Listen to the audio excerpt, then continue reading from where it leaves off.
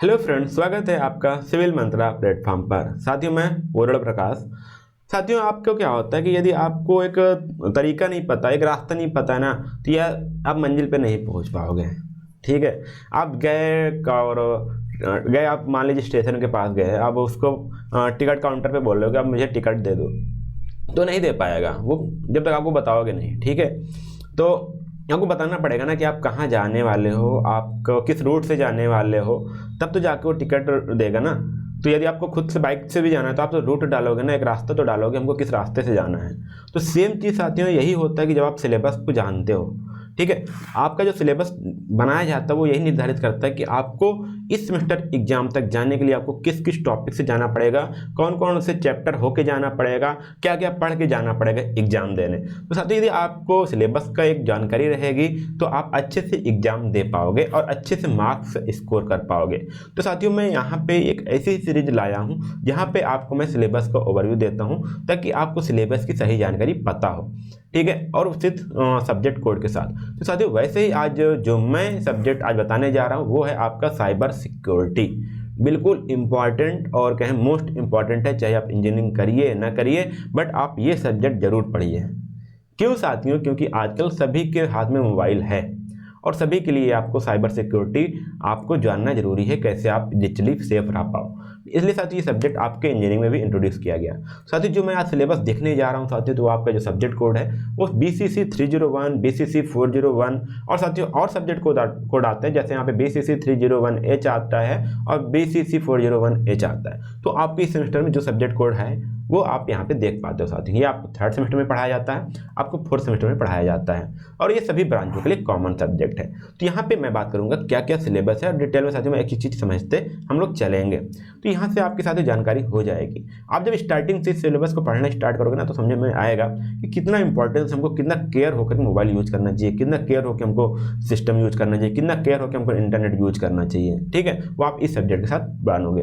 तो साथियों यदि आप इस सब्जेक्ट को पढ़ना चाहते हो तो आप नीचे डिस्क्रिप्शन बॉक्स में लिंक है, वहाँ पे आप जा करके साथियों वहाँ पे आप इस कोर्स में एनरोल कर सकते हो, सब्जेक्ट में एनरोल कर सकते हो, ताकि आप बेहतर से बेहतर आप एग्जाम में परफॉर्म कर पाओ साथियों। ठीक है, यहाँ पे साथियों आपको लिंक पे जाइएगा, आपको वहाँ पे 499 का कोर्स दिखेगा साथियों। तो अभी जो ऑफर चल रहा है साथियों, वहाँ पे आपको 200 का डिस्काउंट मिल रहा है साथियों। तो आप सिंपली जाइएगा, वहाँ पे स्पेशल 200 आप क्लिक करिएगा, वहाँ पे टाइप करिएगा। ठीक, वहाँ पे स्पेशल 200 टाइप करके वहाँ पे अप्लाई करिएगा साथियों, तो आपको 200 का डिस्काउंट मिल जाएगा और वो सब्जेक्ट आपको 299 में पड़ेगा। ठीक है, मात्र 299 में आपको वो सब्जेक्ट पड़ जाएगा साथियों। और ध्यान दीजिएगा ये जो ऑफर चल रहा है लिमिटेड टाइम के लिए साथियों, तो आप देरी मत करिएगा, अभी जाकर के परचेज कर लीजिए ताकि आप अच्छे से प्रिपरेशन कर पाओ, आपके पास अच्छा टाइम भी है। चलिए अब हम बात करते हैं अपने सिलेबस की ओर पढ़ते हैं। तो आप यहाँ पे ध्यान दीजिएगा, यहाँ पे आपको 100 मार्क्स मिलते हैं। क्या? 100 मार्क्स, 100 नंबर का आपका ये पेपर होने वाला है आपके साथ। तो यहाँ पे आपको 30 नंबर आपका इंटरनल होगा, इंटरनल में जिसमें 20 नंबर आपका क्लास टेस्ट होता है, 10 नंबर आपके बिहेवियर, अटेंडेंस और अदर चीज़ों पे डिसिप्लिन पे डिपेंड करता है जो आपके क्लास में दिया जाता है। फिर उसके बाद आपका 17 मार्क्स का आपका थ्योरी एग्जाम होता है। ठीक है, तो आप यहाँ से 100 मार्क्स ले सकते हो और दो क्रेडिट मिलेंगे। साथ ही इंपॉर्टेंट सब्जेक्ट क्यों जाता है, ये स्कोरिंग सब्जेक्ट इसको बोलते हैं हम लोग। क्या? स्कोरिंग। क्यों स्कोरिंग है मैं बताता हूँ साथियों। ये आपके जो कोर सब्जेक्ट है, जैसे आपका इंजीनियरिंग मैकेनिक्स हो गया, सर्वेइंग जियोमेट्रिक्स हो गया, फ्लूइड हो गया, ये या फिर आपके जो अदर कोर सब्जेक्ट हैं वो तो हर कोई पढ़ता है। बट यहाँ पे जब आता है ना, यहाँ पे जब आता है बंदा तो हार मानता है या फिर कहीं पढ़ता नहीं, सोचता बस पास हो जाए बस वही काफ़ी है।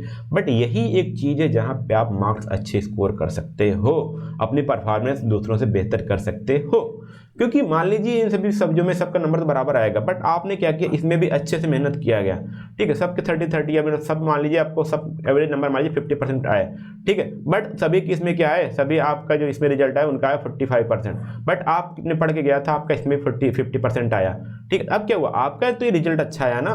मान लीजिए आप सभी में आपका 80% आया, मान लीजिए आपका आया, बट इसमें आप ला रहे हैं 30%। ठीक है, इसमें आप ला रहे हैं आप 30%। अब क्या हुआ, आप तो इसमें बैक लग गई ना, आपने इसको पढ़ा नहीं। तो साथियों आपको हर सब्जेक्ट पे फोकस देना है, और खासकर जो इलेक्टिव सब्जेक्ट होते हैं ना उससे आपका स्कोर बहुत बढ़िया बढ़ता है। ठीक है, तो आपको ये जो सब्जेक्ट है उसको मैं कहूँगा अच्छे से पढ़िए। जो आपका साइबर सिक्योरिटी वाला सब्जेक्ट है वो और अच्छे से पढ़िए ताकि आपके मार्क्स अच्छे से बढ़ पाएँ। इसलिए साथियों मैं आपको यहाँ पे सिलेबस बताता हूँ, सिलेबस बता भी रहा हूँ कि आपको कैसे कैसे पढ़ने हैं, क्या क्या टॉपिक आपको पढ़ के जाने हैं। हो सकता है आप इसके प्रायर भी नॉलेज हो, पहले भी नॉलेज हो, क्योंकि आप इसको डेली लाइफ में यूज भी कर रहे हो, कंप्यूटर यूज कर रहे हो, सिस्टम यूज कर रहे हो, और तमाम टाइप के सॉफ्टवेयर आप वायरस देख रहे हो, तो आपको यहाँ पे पता चल जाएगा। ठीक है, तो आइए अब हम बढ़ते हैं सिलेबस की ओर। पहले हम बात करते हैं यूनिट 1 की। साथियों जो यूनिट 1 है थोड़ा सा बेसिक इंट्रोडक्शन है, जो आपको बताता है कि साइबर क्राइम क्या होता है, या किस किस टाइप के क्राइम हो सकते हैं, या फिर किस किस टाइप से आपको थोड़ा सा आपको थ्रेटनिंग हो सकती है, लोग डरा सकते हैं आपको। ठीक है, थोड़ा सा बेसिक इंट्रोडक्शन है, बाकी आगे आने वाले यूनिट में आपको और डिटेल में कवर करना है ये सारी चीज़ें। ठीक है साथियों, तो आप जाइएगा, पहले आप देखोगे इंट्रोडक्शन टू साइबर क्राइम में आपको, तो यहाँ पे देखिएगा पहला चीज़ आपका है यहाँ पे definition and origin of the word cyber crime and information security. तो यहाँ पे जो एक वर्ड है ना साइबर और क्राइम, इसके बारे में जो आपका डेफिनेशन है वो आप समझने की कोशिश करोगे, इसका मीनिंग्स क्या होते हैं वो समझोगे, और एक वर्ड आता है इंफॉर्मेशन सिक्योरिटी, तो उन दोनों का आपको मतलब समझ में आएगा यहाँ पे। फिर उसके बाद यहाँ पे बात होती है हु आर साइबर क्रिमिनल। क्या आप साइबर क्रिमिनल हो? नहीं, वो लोग हम तो साइबर क्रिमिनल नहीं है, बट कहाँ इंडायरेक्टली आप हो या नहीं हो, किसको बोला जाता है साथियों? तो वहाँ पे बताया जाता है कि आप साइबर क्रिमिनल हो। ठीक है, अब यहाँ पे आता है फिर क्लासिफिकेशन ऑफ साइबर क्राइम, कितने कितने टाइप के साइबर क्राइम हो सकते हैं या होते हैं, दोनों चीज़ आप उसको क्लासीफाई करोगे। फिर यहाँ पे global perspective of cyber crime, आज साइबर क्राइम का ग्लोबल पर्सपेक्टिव देखो कि यहाँ पे ग्लोबली कितने साइबर क्राइम्स हो रहे हैं, डेली कितने हो रहे हैं, या फिर उसका आंकड़ा क्या है, या इसका जो आंकड़ा है, डाटा है जिसको लोग यूज कर रहे हैं, या इस टाइप से लोग शिकार हो रहे हैं वो कितना हो रहे हैं, तो आप यहाँ पे देख पाओगे, उसका पर्सपेक्टिव देख पाओगे। और यहाँ बोला गया साइबर क्राइम इरा, जो इरा चल रहा है वो देखोगे, survival Mantra of the netizens, जो आपके नेटिजन्स मतलब कि जो इंटरनेट वाले जो सिटीजन्स हैं उनको बोल रहे हैं यहाँ पे नेटिजन्स, तो उनका वो उसको रहने के लिए उस जो नेट आप यूनिट यूज करोगे उसके लिए सर्वाइव करने का मंत्र क्या है, ताकि आप इस साइबर क्राइम से बच पाओ, तो वो आप यहाँ पे पढ़ोगे। ठीक है, इससे पहले यूनिट में। और थोड़ा सा आगे चलोगे तो यहाँ बोला गया साइबर ऑफेंसेस, क्या क्या साइबर ऑफेंसेस हैं, क्या क्या साइबर घटनाएं हैं, कैसे हमारा जो क्रिमिनल होता है वो कैसे आपका प्लान करता है, कैसे अटैक करता है, उसकी प्लानिंग कैसे होती है, उसकी अटैकिंग सिस्टम क्या होते हैं, वो आप यहाँ पे जान पाओगे। तो जानने का मतलब ये नहीं कि आप भी करने लगोगे, नहीं, इससे जब जानोगे ना तो आपको जैसे फ्रॉड होता है, आपको देखोगे RBI का गाइडलाइन आता है कि OTP ना बताएं, एटसेट्रा ना बताएं, किसी की धोखाधड़ी में ना आए, तो ये उस जब आप पहले से अवेयर होगे तब पता चलेगा आपको, नहीं मेरे साथ भी ऐसा ही होने वाला है, तो आप उसको कट कर दोगे, कुछ कर दोगे, आप करोगे। एक बार क्या आया मेरे पास, ऐसे कॉल आ रही है, बोला कि आपके 1.5 घंटे में आपकी ये सिम बंद हो जाएगी, कृपया जारी रखने के लिए एक बटन दबाइए। साथियों मैंने कुछ नहीं किया, फ़ोन कट कर दिया। साथियों इस प्रकार से आपको पता समझ में आ जाएगा, क्योंकि साथियों मैं पिछले 7-8 साल से एक ही नंबर चला रहा हूँ, और आज कॉल आ रही है कि मोबाइल बंद हो जाएगी साथियों, तो ऐसा कोई कॉल से कुछ नहीं होने वाला। तो आपको इससे पता चलेगा कि कैसे क्रिमिनल्स प्लान करते हैं, कैसे अटैक करते हैं, इसी यूनिट में। फिर उसके बाद पढ़ोगे आप सोशल इंजीनियरिंग क्या है, साइबर स्टॉकिंग क्या होता है साथियों, आप बहुत प्रोफाइल को देखते झांकते ताकते रहते हो स्टॉकिंग करना, बट साइबर स्टॉकिंग क्या है वो आप यहाँ पे समझ पाओगे। Cyber cafe and cyber crimes, आप जानते हो साइबर कैफे जाते हो आप, अब तो कम हो गया, लेकिन पहले क्या होता था, लोग साइबर कैफे में जाकर के नेट चलाते थे, तो वहाँ से साइबर क्राइम होने की क्या संभावनाएं थी वो भी आप यहाँ पे इस पहले यूनिट में यहाँ पे समझ पाओगे। फिर बॉटनेट्स क्या होते हैं, the fuel of cyber crime, botnets क्या होता है, और अटैक वेक्टर साथियों होती है। बॉटनेट साथियों जो है बहुत ही बर्निंग टॉपिक्स हैं, बर्निंग चीज़ें हैं।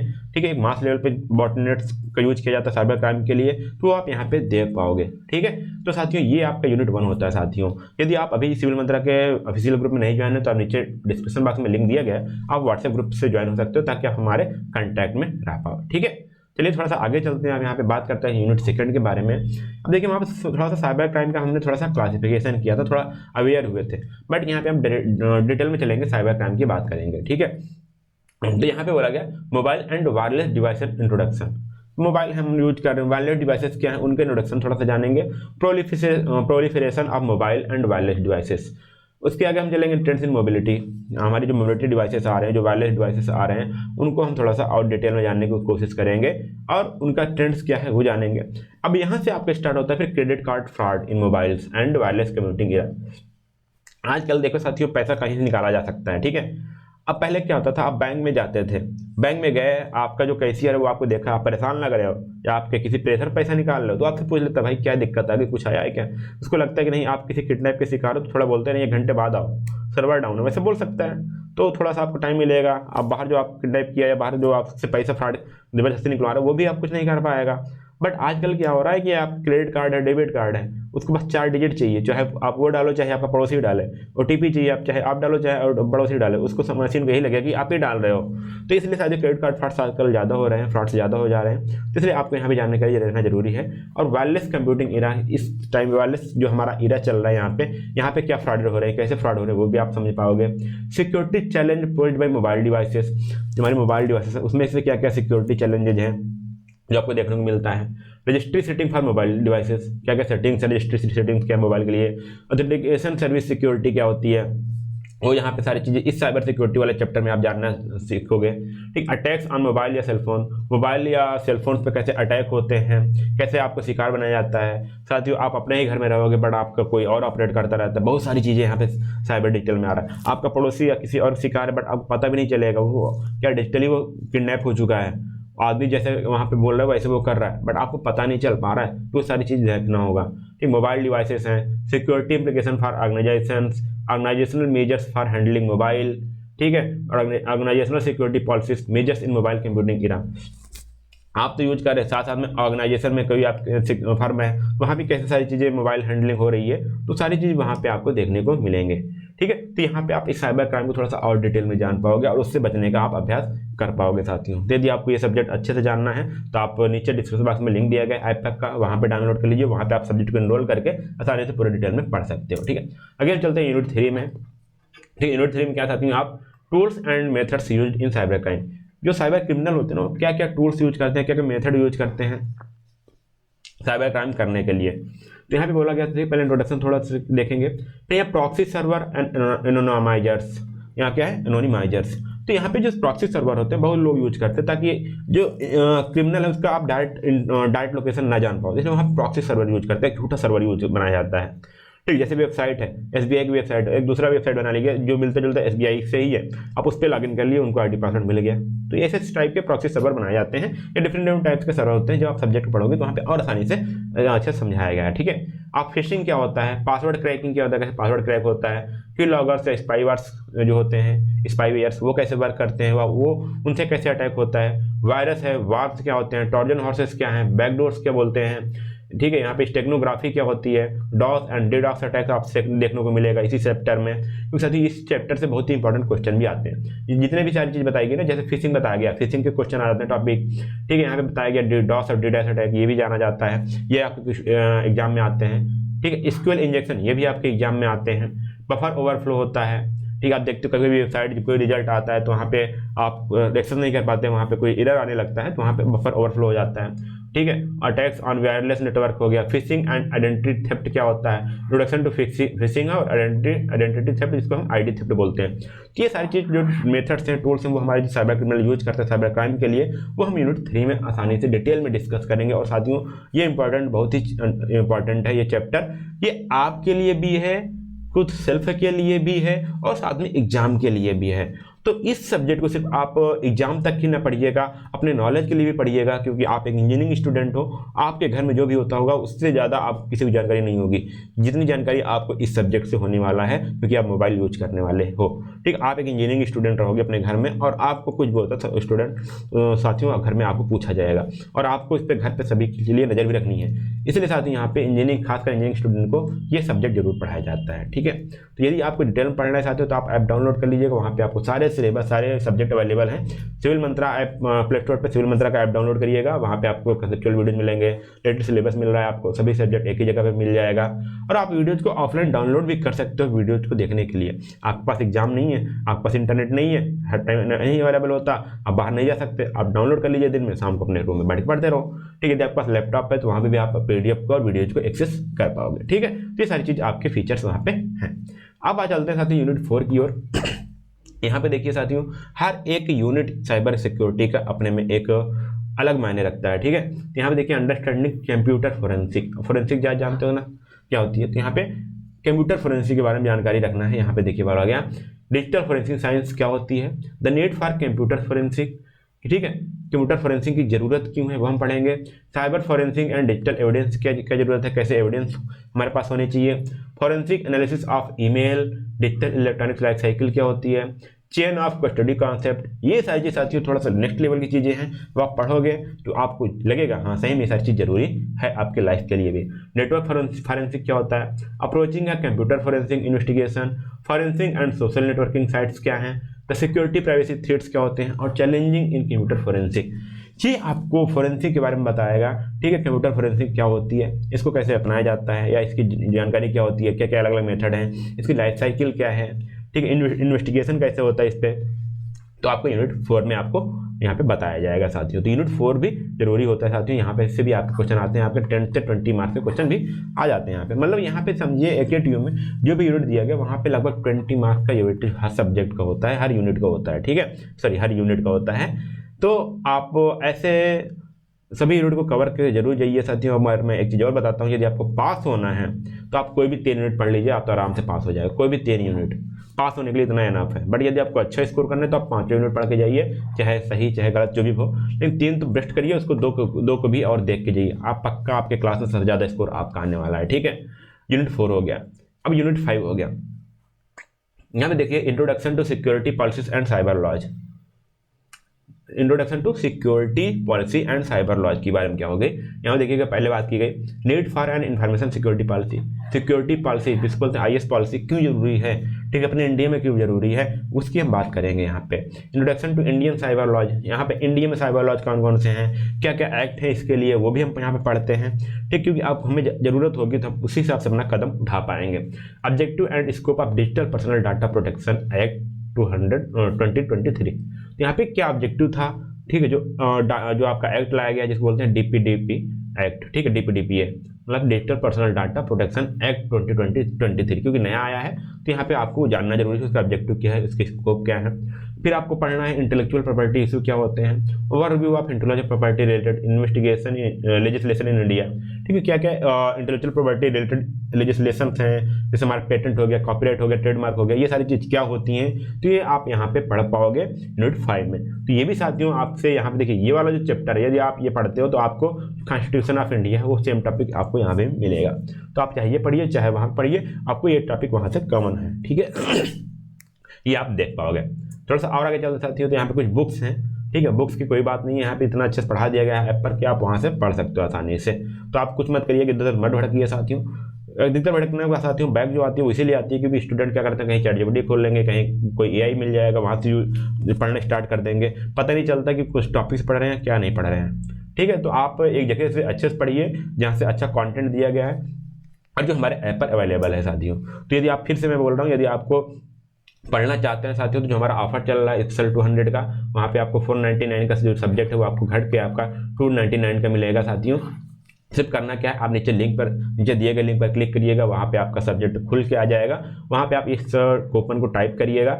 जैसे आप कूपन को टाइप करते हैं साथियों तो वहाँ पे आपको क्या होगा, सब्जेक्ट प्राइस कम होकर आपको 299 का हो जाएगा, बस आप पेमेंट करके आप सब्जेक्ट में इनरोल कर सकते हो साथियों।